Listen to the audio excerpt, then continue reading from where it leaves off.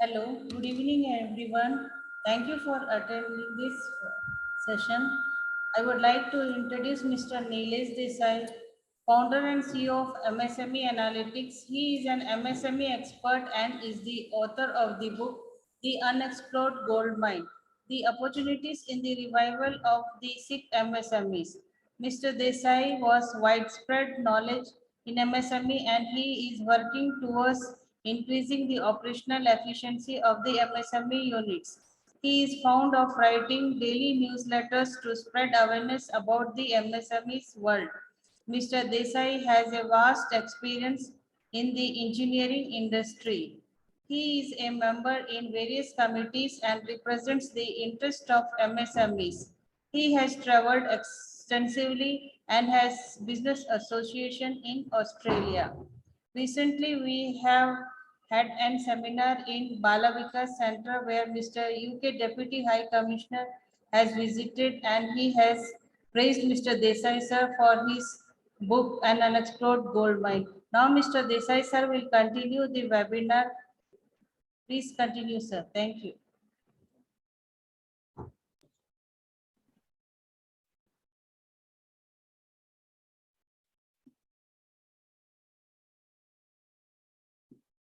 Good afternoon, everybody. Today we are going to discuss about CMA data and its importance.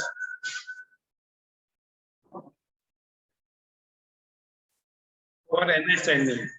This is a burning problem. Next, please.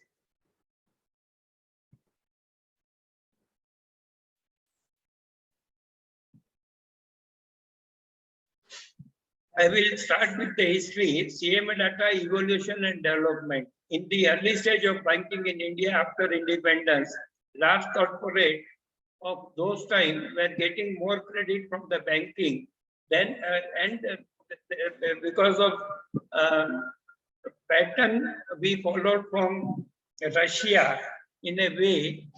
So there was the then government was concentrating on creating a large public sector units in steel and many other sectors, and that is why the credit was flowing to them.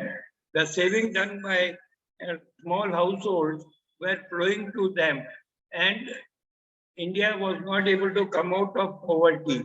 So in 1969, India nationalized many banks for creating a directional lending to the agriculture and MSME sector to create a large number of jobs all over the country. Because poverty was all around. So they nationalized the bank and directed 40% of lendable funds to go to agriculture and MSME. As the above sector is evolving, RBI from time to time formed various committees to understand evolving healthy financial model for MSME. The Chole Tandon Committee in early years have recommended CMA data known as credit monitoring arrangement to facilitate the growth of MSME sector. Next, please.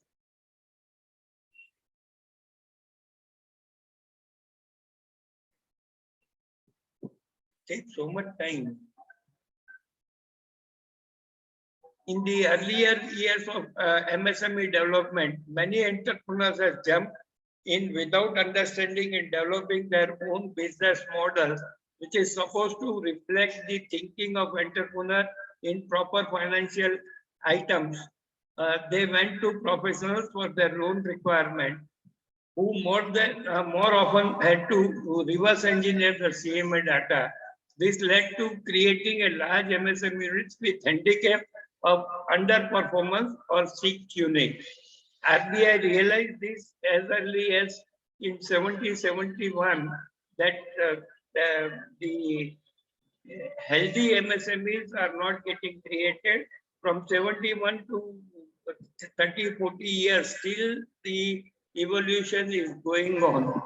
The basic idea of creating this was to make the entrepreneur understand and be aware of the underlying finances along with the term loan requirement and working requirement fully, both fund-based and non-fund based.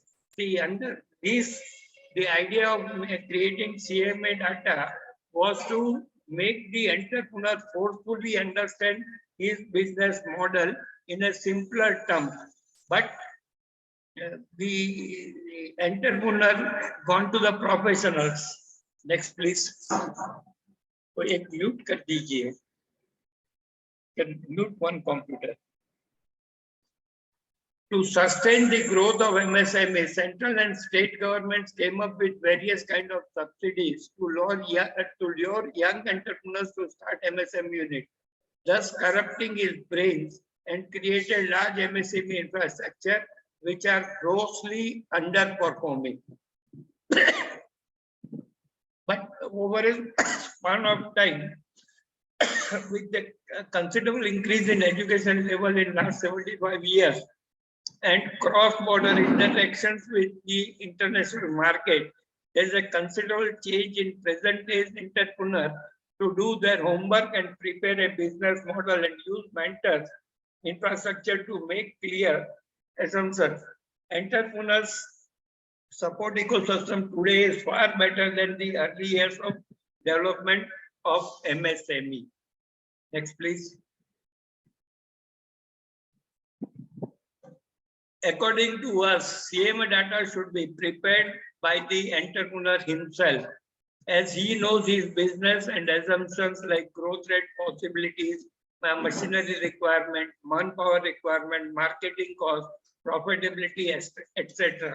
Once he starts doing it, he will be knowing assumptions, what he has made for preparing this data. Once the CMA data is prepared and the entrepreneur is updated, it can be used to measure periodic performance, efficiency, and future planning.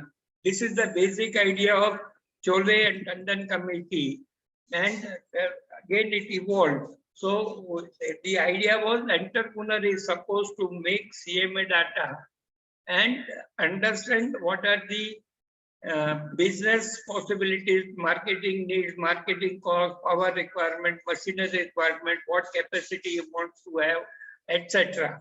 And what is the market potential. So suppose in the region where he is working, or he wants to do international business, or he wants to establish in next 3 to 5 years all over India market. So all that he has to get a clarity of his thought. Next, please. Details about CMA data and why it is important for business efficiency and growth. Next, please. See, this is the operating cycle of business. So once cash is there, you buy raw material, stores and spares, semi-finished goods, work in progress, finished goods, sales, bill receivable, sundry debtor, and realization of that debtor. This is the operating cycle of the any business in normal sense. Next, please.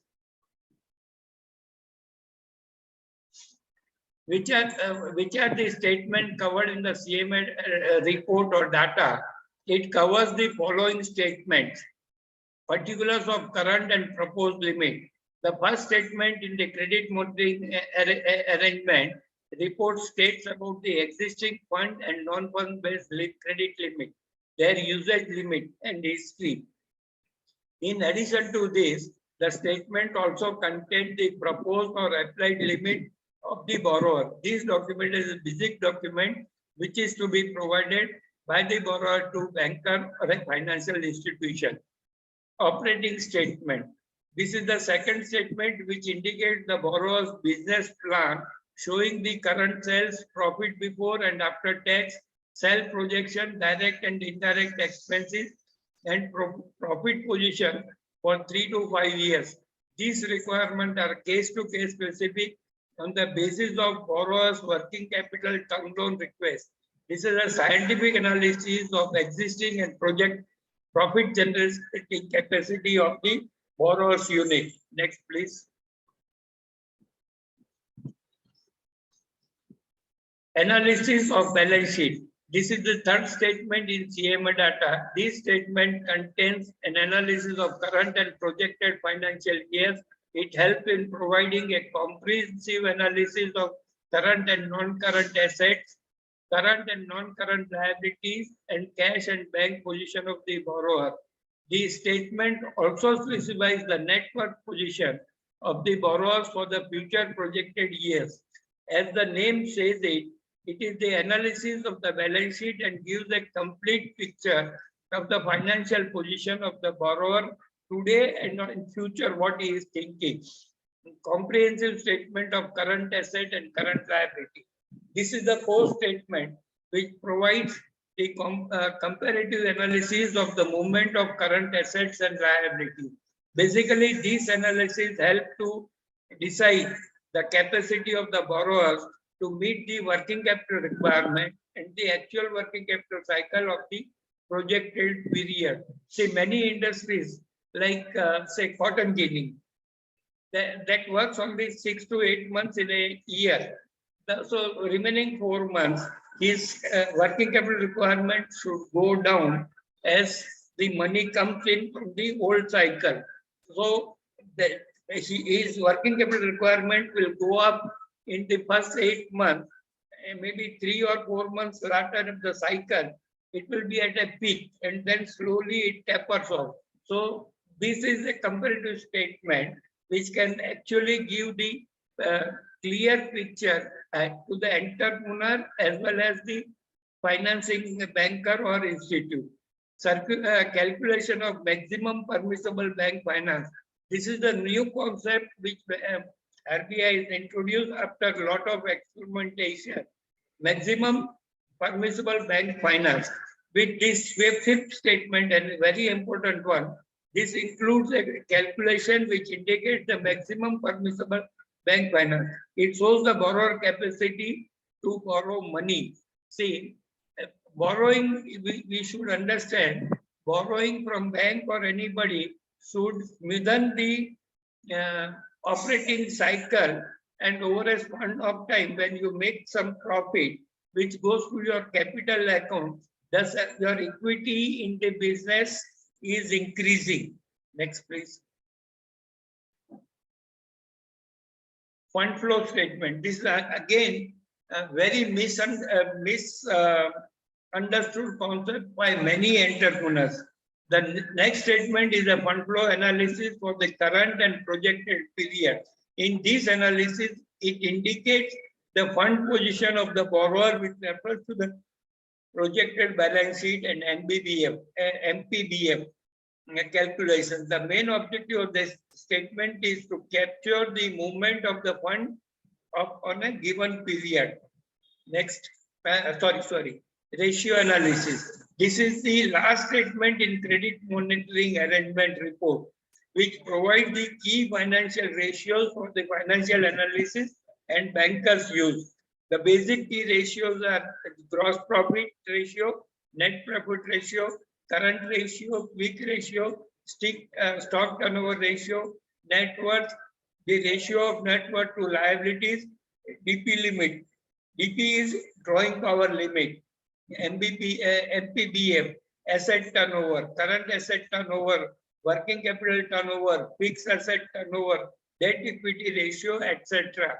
Many of my MSME friends, they do this mechanically, but if they analyze by themselves, a lot of corrections they can do by themselves. These are all basic critical ratios, and the purpose of bank to look into is not only to work out the optimum level of working capital or term loan requirement, but they help the entrepreneur to understand the entrepreneur business better by questioning or discussing with entrepreneurs so that he can correct or he can understand his these ratios and take corrective steps wherever it is required. Next, please. The scrolling is not coming.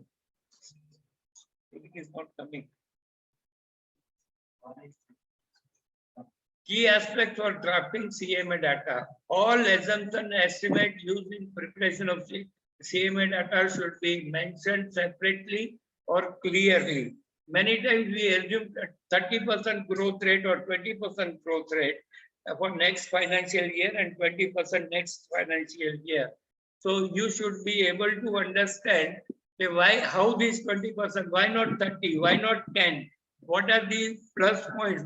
You can do your SWOT analysis, and you will come to know that your marketing team may not be able to reach. You may have to strengthen the marketing team, or you may have to start digital marketing to find out new customers or new segment of the area of your application. Future projections should be realistic and not merely arithmetic multiple of current performance. This is very critical. That is why the first statement assumptions have to be distinct, and then you should be able to put a prediction. These whatever assumptions you are making are likely to be achieved 90%, 110%, or 30%. You see that those kind of questions will give clarity. Suppose you have projected 30% growth projection, but your plant capacity is not there to meet that, or you are at this thing full capacity. Then you will have to think of term loan requirement and how to bring that margin. All that clarity will come from this. All fixed assets, depreciation and loan repayment schedule should be annexed and linked to CMA data. Past performance and actual numbers should be exactly as per audited financial. The company should be able to justify the performance and numbers projected. In case of multiple business activity or locations, detailed annexes should be attached showing breakup of how projected numbers are arrived. CMA data should represent a viable business performance. Over borrowing is unfavorable. Over borrowing and cannot be justified through financial ratios. See, that means when you need, say, 100 rupees, you project 110 and then ask bank to give you 85 or 98 and 75% ratio. Your equity may not support that kind of over borrowing, and then you'll be paying more interest to the bank, and then your performance or profit generation expectations which you have made will go down, and the plowback will not happen. That will create a problem for repaying some of the term loan liabilities. Next, please.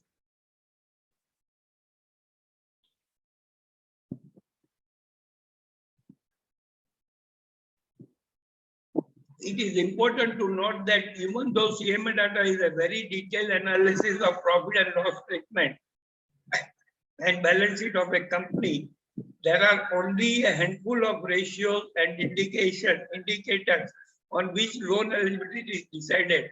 Hence, ratio analysis play a very important part in this process. The key to preparing a good CMA data is to present a healthy financial projection, but and at the same time to communicate that funds are needed for expansion. Hence, a perfect balance it needs to be achieved and explained through the CMA data that the company is healthy enough to repay the loan, but not so much that it can expand without availing this loan.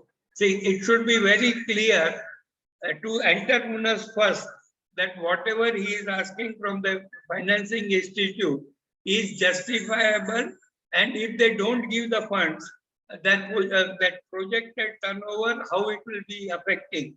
Because generally, bank has got their own internal assessment, which is more on the financial thing, but the credit officer can ask you certain things, and from your body language or for your communication, he may cut down your projected requirement by say 10%, and that will affect. So you should be firm, clearing that I need this much money, otherwise these projections are not viable.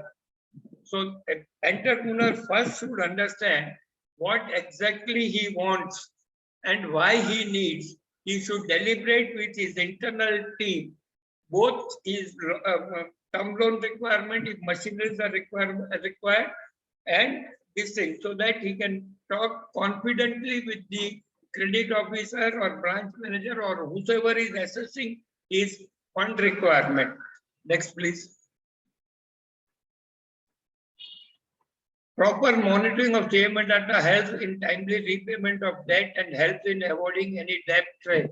Generally, what happens, the bank reviews your financial requirement once in a year, and whatever data you are giving to them, once the loan is sanctioned, you don't monitor yourself whether you are achieving monthly target what you have projected. If you are not achieving or overachieving, both the cases, you will have to work out what is in favor of you or what is not happening, so that at next time when you go to the bank, you are nearer to what you have projected as a turnover or profitability, so that the bankers get more confident on you to meet your financial requirement in future. Proper monitoring of data helps working capital management efficiency. What happens sometimes if you are over financed, that may go in your current assets, and that some of the assets may deteriorate over a span of time and become useless. So if you don't monitor on a regular basis, you will be piling up the current assets where you are not earning profit, and that is you are paying interest. So it will affect your future profitability ratios. Timely mitigation of risk and risk management possible through periodic analysis of data. This is again very critical. Why I am saying on a monthly basis, if you check up whether you have done or not, correction can happen on a monthly basis. So you don't face a banker's question and risk what are getting generated. Suppose some key person has left your organization, or some machinery has broke down, or a power cut has come in, which is not in your help, or there is a weather has affected you somewhere, and a lot of rains are there. Many such risks will be there continuously in your business on a day-to-day basis, weekly basis, monthly basis, or like today, we are facing geopolitical tensions and it has affected the supply chain. So that all kind of risk, if you do that monthly data analysis, you'll be factor and tell the bankers much ahead. Sir, I am not likely to do this because of this reason. If you give it in writing, then you may face tough questions, but the banker's confidence will increase. And the best part in managing the working capital is the banker's confidence. Cash planning, forecast, and budgeting can be enabled. See, cash planning, forecast, and budgeting. If you are monitoring on a monthly basis, all this can be done in a systematic way, which will help you to monitor, control, review, and improve your performance. Next, please.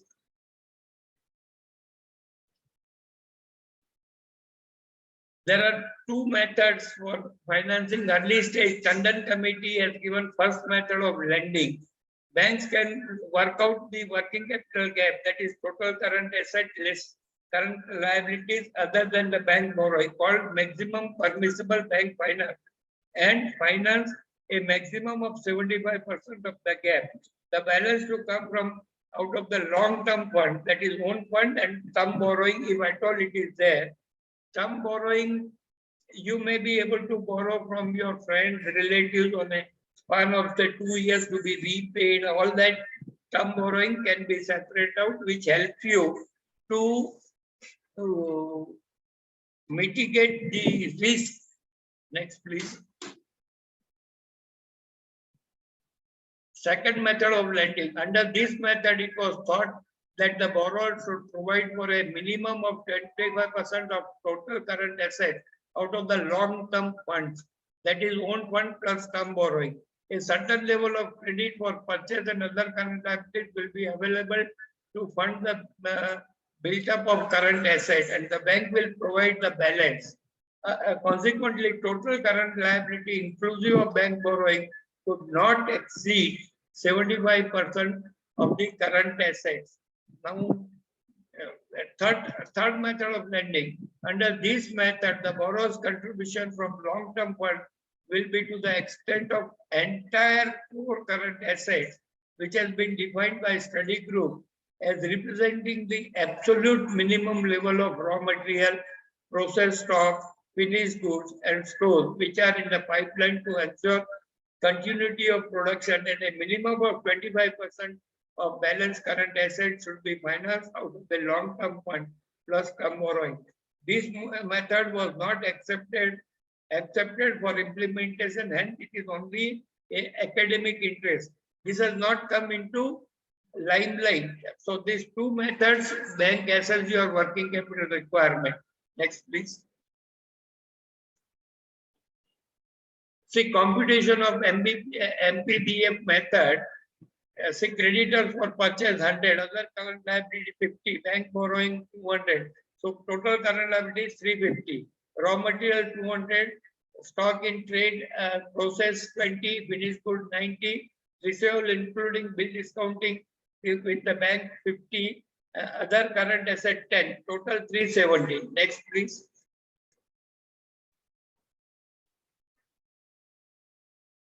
So total current asset 370, less current liability other than the bank borrowing 150. So working capital gap is 220, less 25% is working capital gap. So 55. So maximum permissible bank finance is 165, less excess borrowing. So current ratio at this moment it comes to 1.17 to 1. This is by first method. Second method 370 less 25% current asset 92, working capital gap is 278. So less current liability. So MBPF is 128. Excess borrowing is 72. Current ratio is 1.33 to 1. Third, we are not considering at this moment. Now you can see the drastic difference between maximum permissible bank finance in first method 165 and second is 128. So there is an excess borrowing. So this banker will ask you to repay if there is no supporting documents. Next. Before we go to this slide, say in case of that stretch finances, you can ask banker to give you working capital term loan to be paid over your cash flow or your fund flow over a span of 2-3 years, but this generally has to be avoided. See, circumstances beyond borrower's control, like COVID.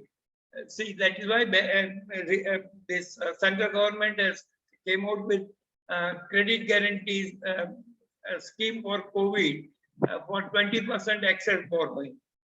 While considering the proposal to the bank to get credit facilities, bank analyzed the financial strength of the borrower's financial account by using ratio analysis.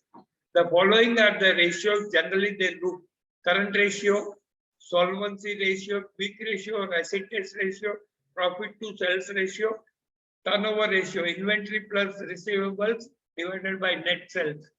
Next. While considering the bank to get credit facility, bank analyze this ratio. So what is current ratio? Current asset divided by current liability. The current ratio is to check the borrower's ability to repayment of the debt or loan when the loan is to be repayable is insolvent, and to whether know whether the current assets are financed by current liability or long-term borrowing. Debt equity ratio, total outside liability versus equity. Debt equity ratio is a measure of financial leverage and to know the relative proportion of entities equity and debt used in the entity's asset. So this equity is very critical for long-term survival of the MSME units. Next.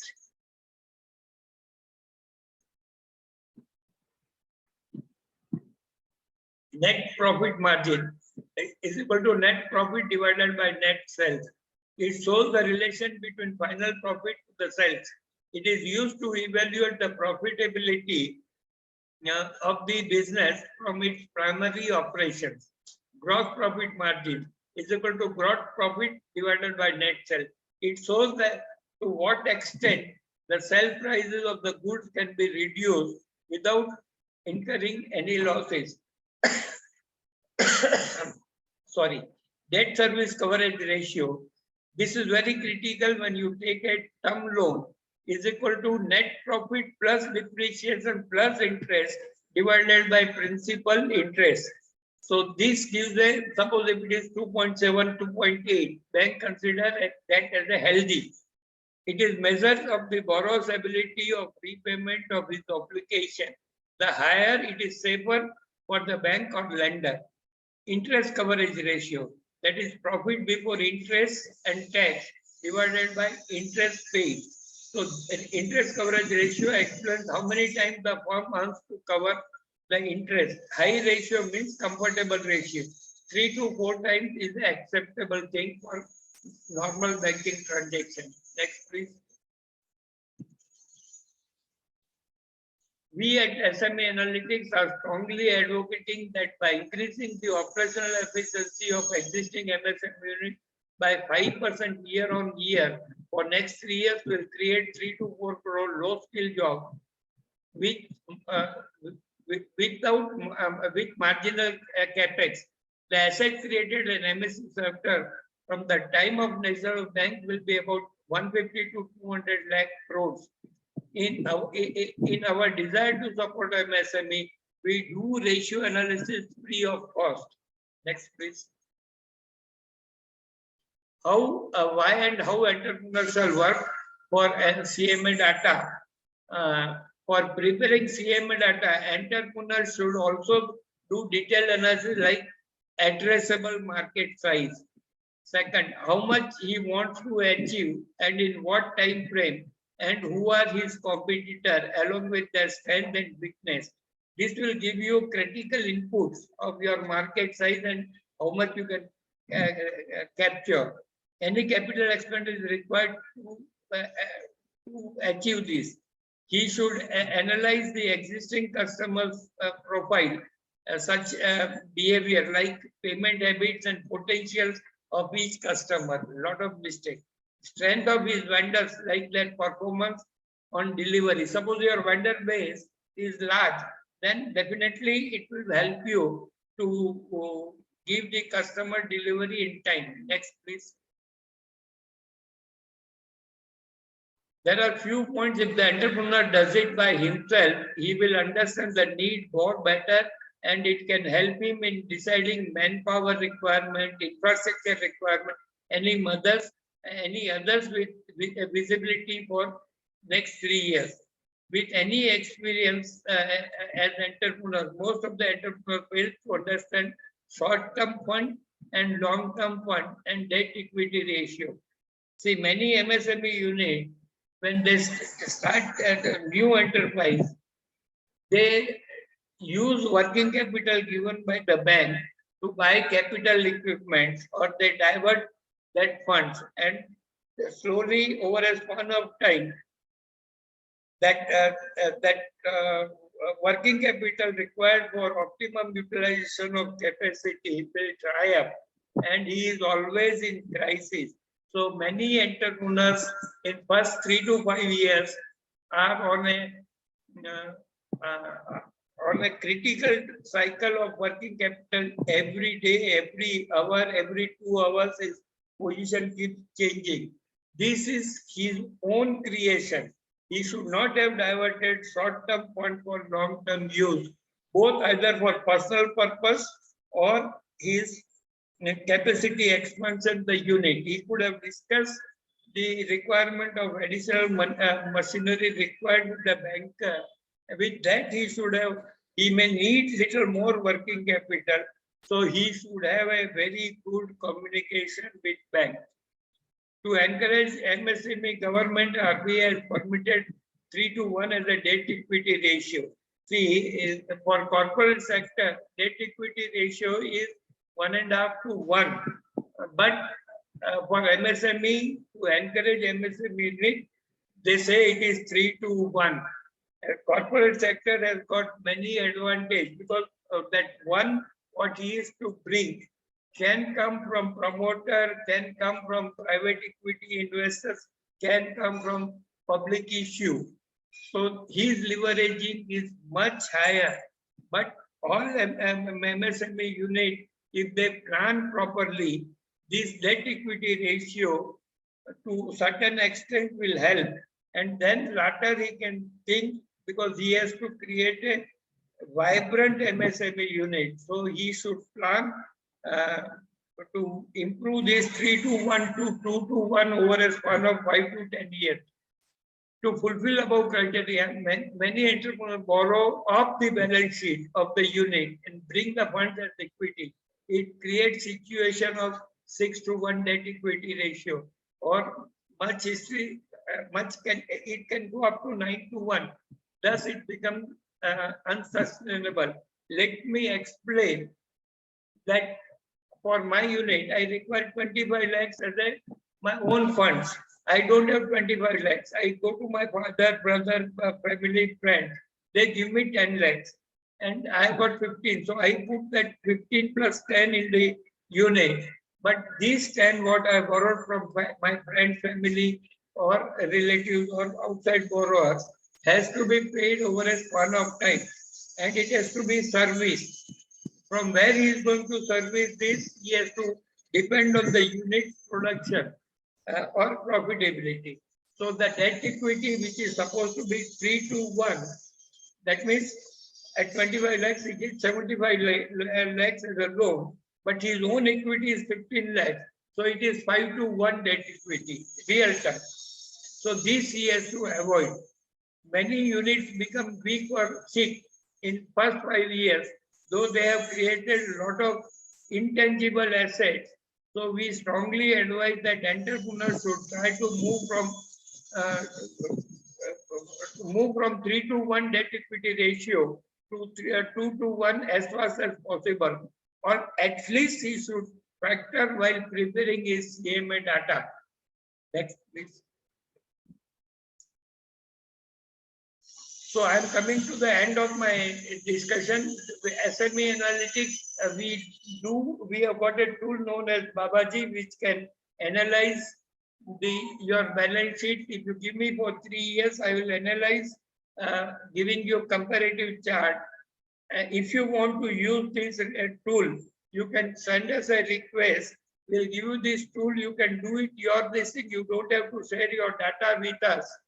And our aim is to develop something known as Z-score for MSME to manage insolvency risk and also to reduce rate of growth of NPA in the banking sector. We also provide mentorship and advisory service to startup and MSME unit. We work based on a premium model. Next, please.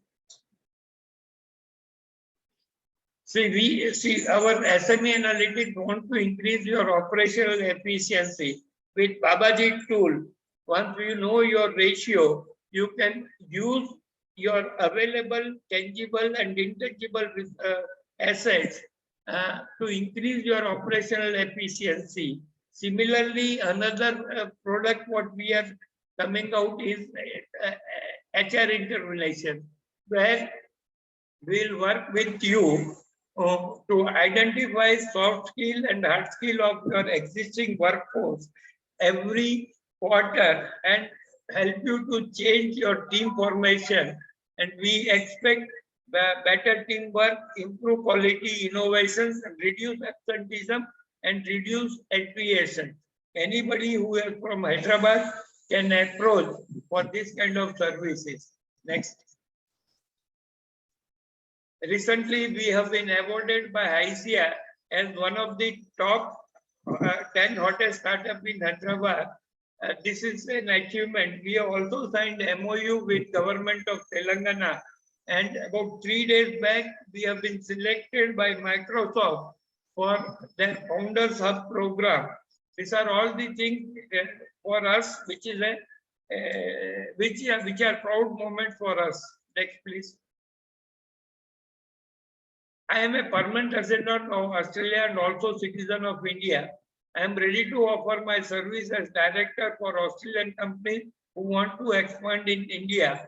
Similarly, I am ready to offer my services for Indian companies to expand in Australia. Next, please.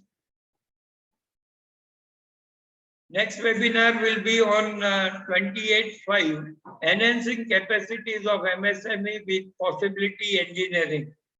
See, possibility engineering, many of my MSME friends may not be aware, but this I will try to explain in my next webinar. So please participate on 28/5 at 4 p.m. so that I can explain you what is possibility engineering, how it can be applicable for MSMEs. Next, please. I request everybody to subscribe to our YouTube channel, and this is our coordinate. Please subscribe. Next, please.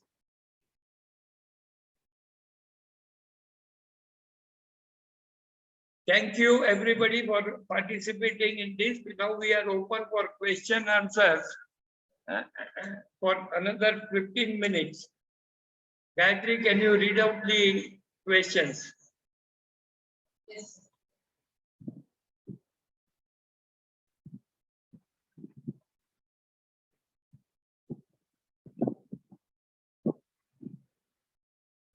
First question is,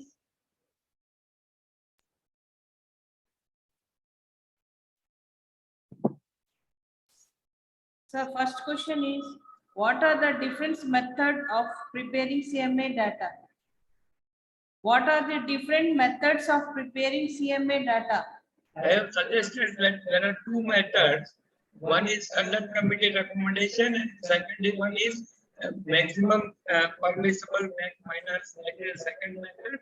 I have given an example also in these slides. Please go to that.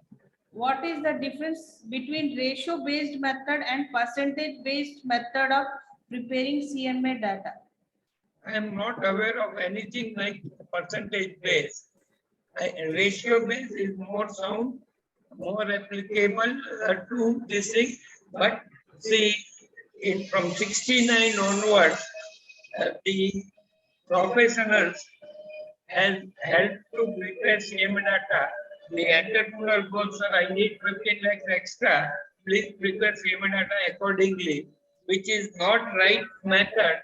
And ultimately, the unit may become C or B. And because he may require 18 lakhs or he may require 12 lakhs, over financing or under financing are both harmful for unit's health. Next, please. What are the various kinds of loans and insurance for which the CMA oblique EMI calculator can calculate EMI? Again, come back to this. How MSME loan can be availed under bank credit facilitation? There are various schemes depending on what is your loan requirement. See, below 10 lakhs, you have got a Mundra loan.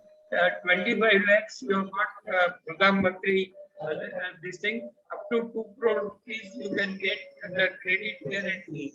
And above 2 crore, you may have to give collateral to get working capital and there are fund-based and non-fund-based limit. You should understand the financing requirement depending on your customer profile. How much time do you require from raw material stage to convert it to mini stage? What is your possible turnover of stock? Suppose as an example, when a sheep is getting manufactured in a shipyard, it will take 3 to 4 years to make that sheep. So, though work in progress for 2 to 3 years. So you have to have that kind of funding projections. But while sheep I have purchased a sheep. For me, it is a capital asset. Like that, every business, every commodity, or every manufacturing or service sector they have got a cycle which I have explained in the early slides. So depending on that, you will have to plan whether you can avail fund-based these things, working capital, term loan, working capital term loan, and various other things. But non-fund based bank guarantees you may require for giving earnest money deposit. Once you are able to get that order, the customer may ask you for giving you soft security deposit. Suppose if after giving security deposit and you have asked for advance from that customer, so he will be requiring the bank guarantee for giving you releasing the advance. Also, after the this thing, supply and everything is okay, you may have to give performance guarantee. So these are the normally acceptable bank guarantees which can be obtained from the bank. There is another letter of credit arrangement where you can give a letter of credit for purchase of raw material from national suppliers or international suppliers.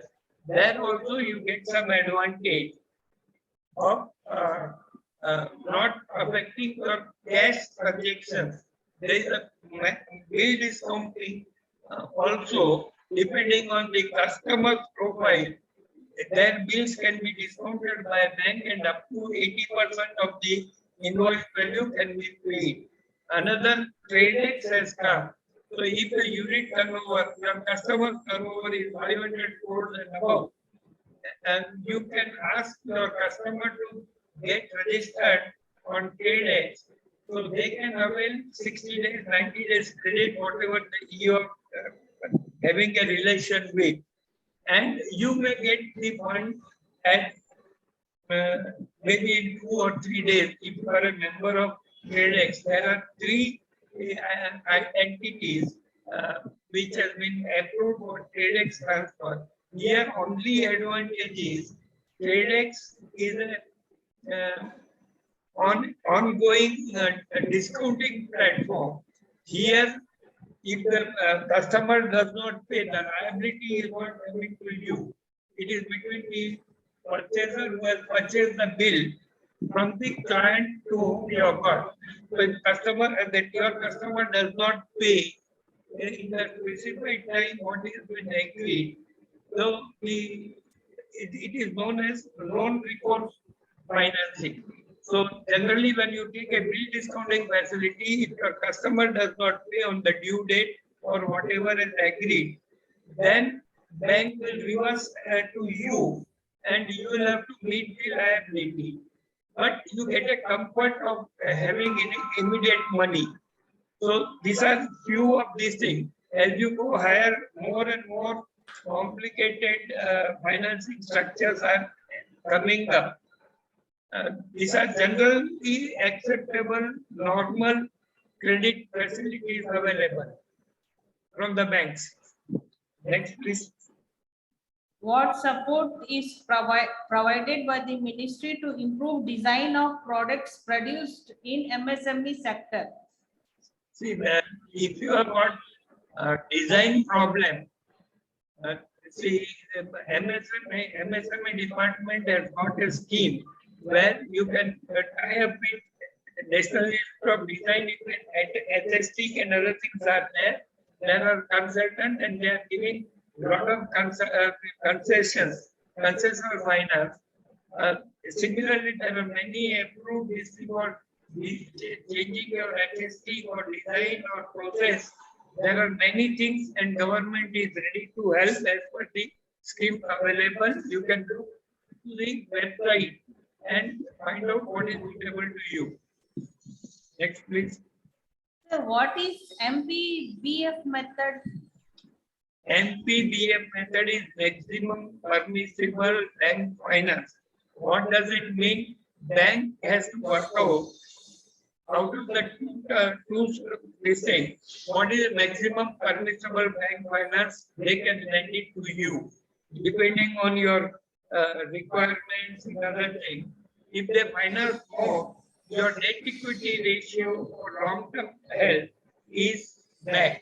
So that is why you have to be very, very careful while assessing your own maximum maximum permissible bank finance, and bank also will have a rule. Suppose if you have something went wrong and for a year or two you are facing some problem, then bank can convert the excess borrowing into working capital term loan for repayable or 2-3 years time, so that whatever mistakes or corrections or overestimated or external situation has gone bad can be corrected over a span of time. Next, please. What are the steps involved in lending process? I think in my slides, I have shown that very clearly.